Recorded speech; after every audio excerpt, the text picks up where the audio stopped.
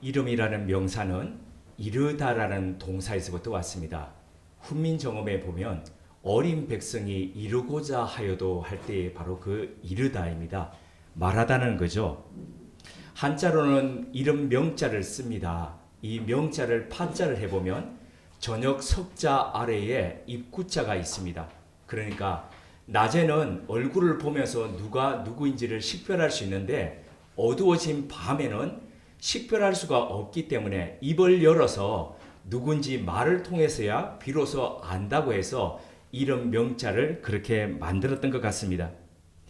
동서고금을 물론하고 부모 세대는 자녀 세대에게 될 수만 있으면 좋은 이름, 복된 이름, 아름다운 이름을 물려주고자 애써왔습니다.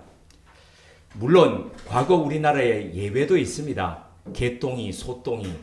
어떻게 이런 이름을 사람 이름에 붙일 수가 있을까? 그것도 자식 이름에다가 생각하시겠지만 당시 어른들은 아이 이름을 이쁘게 지으면은 아이의 목숨이 짧게 된다, 단명한다는 그런 생각을 가졌습니다. 당시 의료시설이나 주변 환경들이 별로 좋지 않았기 때문에 유아 사망률이 매우 높았습니다. 그렇지만 사람들은 과학적이고 이런 의료적인 생각 속에서 유아를 건강하게 키우겠다 또는 건강해 할 수 있게 된다는 생각을 가졌던 게 아니고 귀한 자식이면 귀신이 알아보고 일찍 데려가기 때문에 어떻게 하든지 천한 이름을 붙여가지고 아이가 우리 집에서 귀한 아이가 아니다는 것을 내보여야 귀신이 데려가지 않는다 이런 생각을 가졌습니다. 그래서 귀한 자식이었음에도 불구하고 아이들 이름에 개똥이, 소똥이 이렇게 붙였는데 이것은 평민뿐 아니라 귀족이나 왕족에게도 마찬가지였습니다. 예를 들어서 고종 황제의 어릴 적 이름이 개똥이었습니다. 물론 이름이 한 사람의 운명을 결정짓거나 인격을 만들지는 않습니다. 어떻게 사는가가 그 사람의 일생을 만들어가고 인생과 운명을 결정지어 가지요. 그리고 그 삶이 나중에 이름을 재해석하게 되는 거지요. 오늘 본문 속에서 아버지 야곱이 축복하는 마지막 12번째 아들의 이름은 베냐민입니다. 오른손의 아들이라는 아주 멋지고 아름다운 이름입니다. 근데 본래 베냐민의 이름은 이토록 멋지지 않았습니다. 그가 태어나던 날 상고를 이기지 못해 죽어가던 그의 어머니 라헬은 마지막 기운을 다해서 그가 막 출산했던 아들의 이름을 이렇게 지었습니다. 베노니, 슬픔의 아들이라는 뜻입니다. 어머니 없이 이 고통스러운 삶을 살아갈 아이가 너무 안타까웠기 때문에 베노니, 슬픔의 아들이라고 붙였습니다. 뿐만 아니라 슬픔과 아픔이 상존하는 이 세상을 어떻게 이 아들이 살아갈까 생각하니까 그것이 고통스러워서 베노니, 슬픔의 아들이라고 그렇게 지었던 겁니다. 이런 복합적 의미가 내포되어 있는 슬픈 이름의 아들, 이를 옆에서 듣던 아버지 야곱은 이 아들이 세상의 기쁨을 맛보고 알고 누려가기 전에 슬픔에 잠식되어서 살아간다는 게 이게 도저히 견딜 수가 없었던 겁니다. 그래서 곧바로 이름을 이렇게 고쳐 장명했습니다. 베냐민, 오른손의 아들이라는 뜻이었죠. 오른손의 아들, 이게 무슨 뜻일까요? 우리 문화도 그렇지만 근동지방 또 고대 근동 지역에서는 오른쪽과 왼쪽이라는 것을 엄격하게 구분했습니다. 옳다, 바르다, 정당하다 이런 뜻의 오른쪽에 있는 손이라는 것이죠. 그래서 왼손이라는 것은 우리말의 외다에서부터 왔습니다. 외다는 틀리다는 거죠. 잘못됐다 이런 겁니다. 그러니까 오른손에 옳은 것에 비해서 잘못된 것 이런 뜻인데 그래서 이 오른손, 옳은 것으로 그렇게 살아간다 이런 의미가 여기에 있죠. 그런데 성경은 여기서 몇 걸음을 더 나아갑니다. 여기서 말하는 오른손은 사람의 오른손이 아니라 바로 전능하신 하나님의 능하신 오른손을 의미합니다. 그래서 이 아들이 하나님의 전능하신 오른손에 붙잡힌 그 삶, 그 하나님의 오른손이 보호해 주시고 이끄시는 바로 그 삶을 살았으면 좋겠다는 뜻에서 그 이름을 붙였다는 겁니다. 그러면 하나님의 오른손이 지켜주시고 하나님의 오른손이 보호해 주시고 인도해 주시면 삶이 펴야 되지 않습니까? 잘 돼야 되지 않습니까? 그런데 베냐민의 삶을 보면 그렇습니까? 훌륭하게 바뀌었습니까? 아니 전능하신 하나님이 이끌어 주시면 12아들 중에서 제일 잘나야 되지 않습니까? 그렇게 됐습니까? 그렇다기보다는 막내의 유약함, 그 막내의 철없는 이미지 이런 것들이 붙어 있습니다. 이유가 뭘까요? 이름하고 실제 인생이 달랐기 때문입니다. 그러면 왜 달랐을까요? 가장 결정적인 것은 아버지 야곱이 너무 품 안의 자식으로 감싸고 돌았기 때문입니다. 이런 편애와 과잉 보호는 17살의 나이에 요셉을 잃고 난 뒤에 더더욱 심화되었습니다. 일러로 흉년 기간 동안에 이집트로 아들들을 다 양식 구하러 내보내면서 단순히 아들들이 아니라 그 아들들은 가정을 책임지고 있는 가장들이었죠.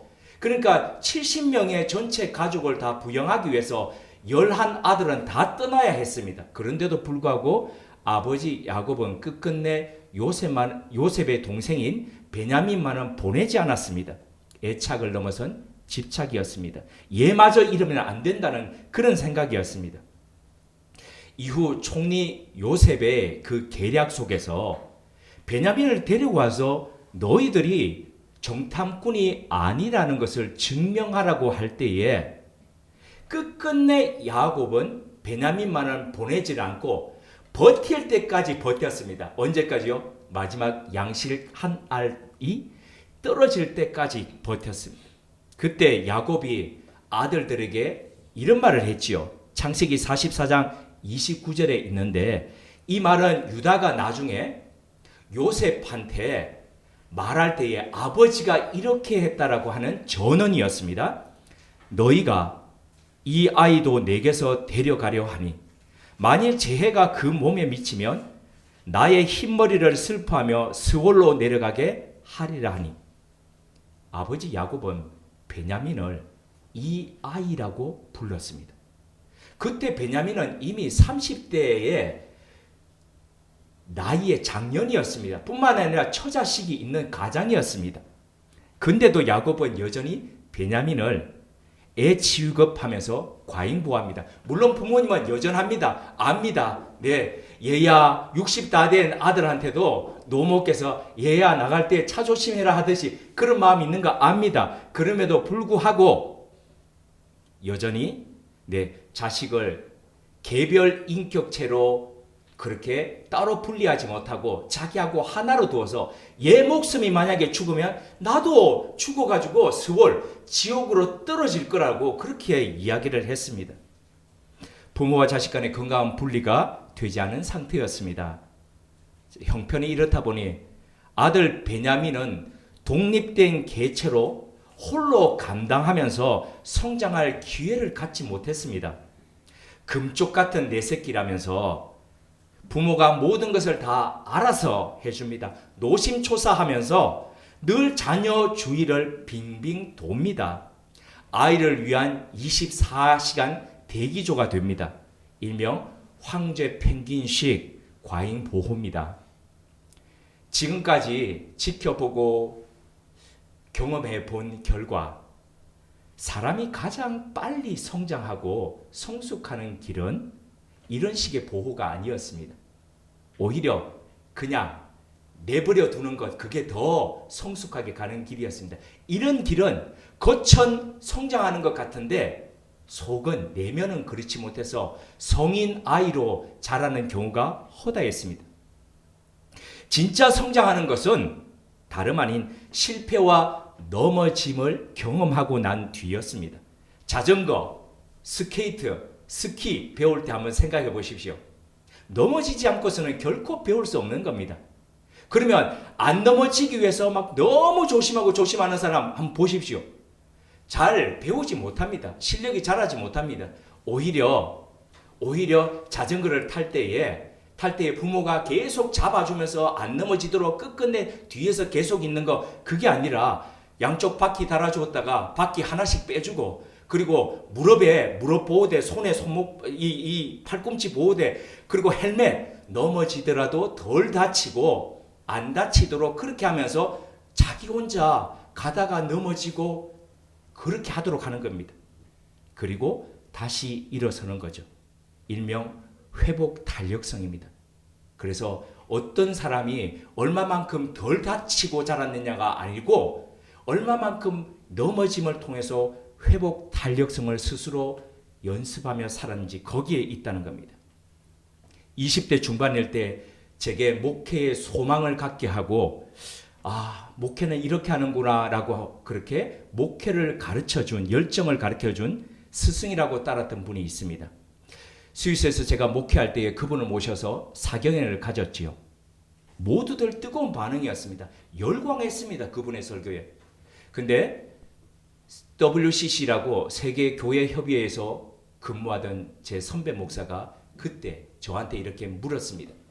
오카는 목사님하고 오늘 사경회를 인도하신 누구 목사님하고는 한국에서 다들 내노라 하는 그런 목사님인데, 옥 목사님 밑에는 누구를 비롯해서 훌륭한 제자 목사들이 많이 나왔는데 어떻게 이분 밑에는 그런 목회자가 안 보이냐? 이유가 뭐냐? 이렇게 물었습니다. 그런데 그때 저는 한마디도 대답을 못했습니다.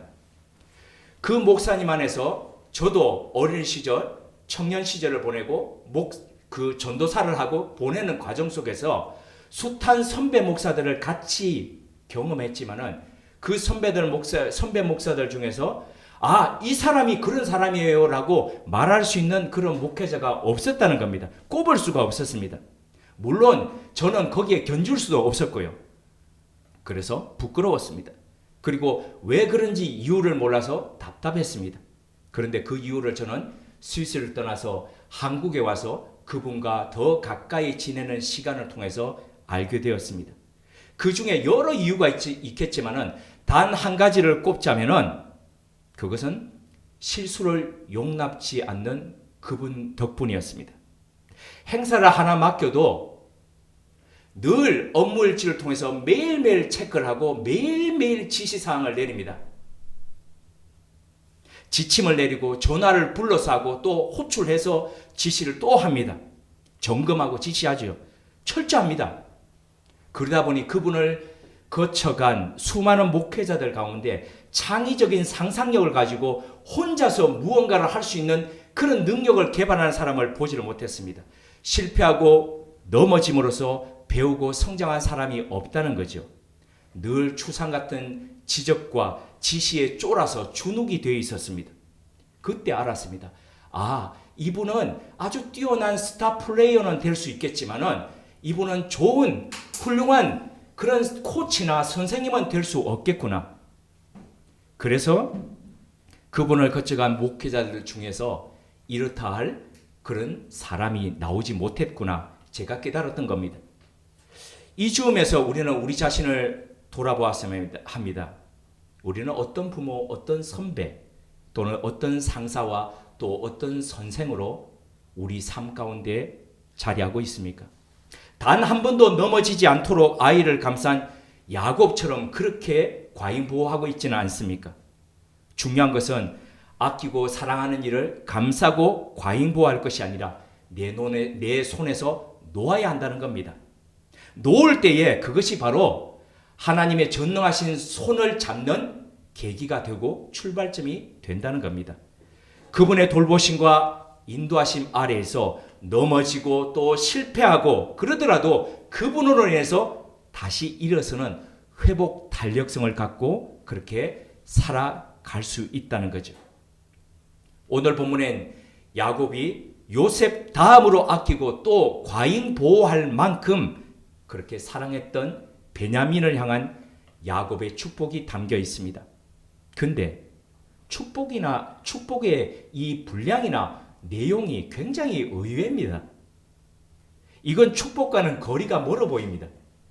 오히려 민망하게 하는 기도 같습니다. 내용도 단 한 줄입니다.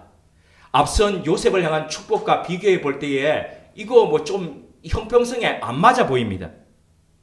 어떻게 아버지 야곱은 그토록 아끼고 사랑했던 베냐민에게 이렇게 축복할 수 있었을까요? 본문을 다시 한 번 더 읽어 보시겠습니다. 창세기 49장 27절입니다. 창세기 49장 27절 우리 같이 읽어 보시겠습니다. 베냐민은 물어 뜯는 일이라. 아침에는 빼앗은 것을 먹고 저녁에는 움킨 것을 나누니로다. 어떻게 이토록 베냐민을 사랑하는 자식을 탐욕적인 그런 잔인한 모습, 내면을 가진 모습으로 표현할 수가 있을까요? 이게 이런 기도가 축복일 수 있을까요? 이것을 두 가지로 해석해 봅니다. 첫째, 야곱은 베냐민에게 실상을 말해줌으로써 베냐민이 하나님 앞에 바로 서기를 원했다는 겁니다. 12아들을 각자의 분량대로 살펴본 결과 그 아들들을 다 축복을 했습니다. 야곱은 사랑하는 아들이었지만은 베냐민 속에 있는 내면을 보고 있었습니다. 그것은 베냐민이 평생을 몸부림치면서 하나님 앞에서 세워가야 할 모습이었습니다. 너무 오냐오냐 키웠습니다. 그러다 보니까 자기밖에 몰랐습니다. 자기를 최우선적으로 알았다는 겁니다. 그래서 탐욕적이었습니다. 움키는 것을 할 수 있었지 이렇게 손을 펴서 나누는 것에 익숙지 않았다는 겁니다.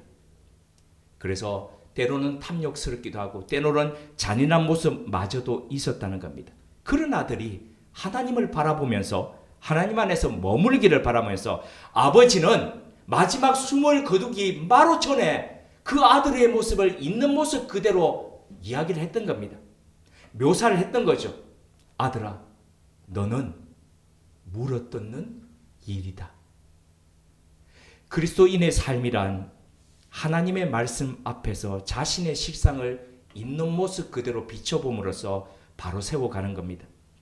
진리의 저울 위에 자신을 달아보는 거죠. 그래서 함량 미달인 자신의 수준을 깨달으며 몸부림치는 겁니다. 하나님, 내 안에 나도 어쩔 수 없는 이것이 있습니다. 하나님, 내 안에 너무 가시가 많습니다. 그 가운데 하나님의 은혜와 긍휼 속으로 더 깊이 들어가는 거죠. 그때 하나님의 말씀에 의해 새롭게 빚어지는 자신의 모습과 만나는 거죠. 자신의 약함을 깨닫고 약함 속에서 하나님을 만날 때에 주어지는 믿음 안에서의 복입니다. 야곱은 베냐민이 이것을 발견하고 이것을 누리면서 살기를 원했다는 겁니다. 그래서 베냐민의 그 약한 모습, 실상을 그대로 이야기해 준 겁니다. 그래서 이 야곱의 축복 기도 속에 쭉 우리가 보듯이 아버지가 어떻게 이렇게 이야기할 수 있어? 그런데 실은 네가 이런 모습을 보고 바꾸지 않으면 너는 이렇게 망할 수밖에 없어. 그런데 네가 이 충격적인 네 모습을 보고 받아들이면 너는 하나님 안에서 다르게 살아갈 수 있어. 세워질 수 있어. 이게 바로 축복이죠. 둘째입니다. 진짜 하나님의 오른손의 아들이 되라는 축복입니다. 앞서 베냐민의 이름의 뜻에서 살펴보았듯이 베냐민은 그 이름처럼 하나님의 오른손의 아들로 그렇게 살지 못했습니다. 아니, 살 수 없었지요. 늘 감사하고 그 하나님의 오른손이 잡기 전에 아버지의 손이 놓지 않았으니까요. 감싸고 그리고 과잉보하는 아버지 때문이었습니다. 이를 뒤늦게 깨달았던 야곱은 유다의 요청에 의해서 베냐민을 이집트로 보내면서 다음과 같이 고백했지요. 창세기 43장 14절의 하반절입니다. 내가 자식을 잃게 되면 이르리로다. 마침내 아버지 야곱이 베냐민을 자신의 손에서 내려놓는 순간이었습니다. 동시에 전능하신 하나님의 손에, 그 오른손에 맡기는 시작점이었죠. 이렇게 자식을 자신의 손을 떠나 하나님께 내맡길 때에 자신이 통제하고 관리하는 것보다도 훨씬 더 놀라운 결과가 나타난다는 것을 야곱은 이집트에 가서 자신의 눈으로 직접 목격하고 그리고 확인했습니다. 누구를 통해서요? 요셉을 통해서요. 내가 내 자식을 감싸지 않고 내 손에 놓았을 때에 하나님이 더 멋지게 이렇게 세워줬다는 것을 발견한 것이죠. 그 결과 베냐민을 축복할 때에 이 단순하고 축복 같지 않은 이 축복을 지금 하고 있는 겁니다. 아들아, 이제는 내 손을 놓는다. 하나님의 전능하신 손 안에서 너는 그렇게 그 손 안에서 자라가라, 이런 뜻이죠. 자, 요런 야곱의 이 기도를 잘 알았던 모세는 이후에 신명기 33장 12절을 통해서 베냐민을 축복할 때에 마치 야곱의 마음을 정확하게 해석하는 것 같은 이런 말씀으로 축복했습니다. 신명기 33장 12절입니다. 베냐민에 대하여는 일러스되 여호와의 사랑을 입은 자는 그 곁에 안전히 살리로다. 여호와께서 그를 날이 마치도록 보호하시고 그를 자기 어깨 사이에 있게 하시리로다. 베냐민을 안전하게 거하게 보호하시고 그리고 자기 어깨 사이라는 게 이 어깨와 이 어깨 사이가 뭐가 있습니까? 넓은 품이 있지 않습니까? 이 품 안에서 살아간다는 거죠. 하나님이 그렇게 보호하신다는 겁니다. 그렇게 들어 올려주신다는 거죠. 자, 이 축복과 야곱의 축복을 그러면 한번 같이 혼합해서 풀어보면 이런 뜻입니다. 형제들 중에 너는 가장 연약하고 내가 너무 감싸고 있었기 때문에 너는 자라지 못하고 혼자 강해지지 못하고 약할 대로 약해 있었구나, 아들아. 그러나 그래서 너는 일이 같고 또는 그렇게 같아야 될지라도 너는 하나님의 보호하심이 없이는 안 된다는 것을 기억해라. 내 속에 포악함과 잔인함을 의지하지 말고 전능하신 하나님의 보호하심을 늘 의뢰하고 그 가운데 거해라. 그때 너의 약함은 하나님의 보호하시는 그 어깨 사이에서 진정한 강함으로 다시 태어날 것이다. 사도 바울은 고린도후서 8장 9절과 11장 30절 속에 이것을 이렇게 표현하고 또 적용했습니다. 우리 주 예수 그리스도의 은혜를 너희가 알거니와 부유하신 자로서 너희를 위하여 가난하게 되심은 그의 가난함을 인하여 너희로 부유하게 하려 하심이니라. 내가 부득불 자랑할진대 나의 약한 것을 자랑하리라. 자신의 약한 것을 자랑한다는 것은 오늘날 우리가 사는 사회 속에서 조그만 약점 하나도 크게 삼아가지고 공격하는 그런 세태 속에서 이 적당하게 보이지 않습니다. 그러나 믿음 안에서는 이것은 그렇지 않습니다. 약함을 인정하는 것은 하나님의 크심을 기대하는 것이고 그 안에 거할 수 있는 필수 재료입니다. 그 약함 속에서 하나님의 능력이 역사하시기 때문에 결국 약함은 우리를 강하게 이끕니다. 사도 바울은 나의 약한 것에 대하여 자랑하리니 이는 그리스도의 능력으로 내게 머물게 하려 함이라. 내가 약할 그때에 곧 강함이라고 고백했습니다. 약함을 깨닫고 인식하는 그곳에 하나님의 강함이 인간의 약함을 강함으로 만들어 주십니다. 인간의 약함이 있는 그곳에 예수 그리스도의 능력이 임합니다.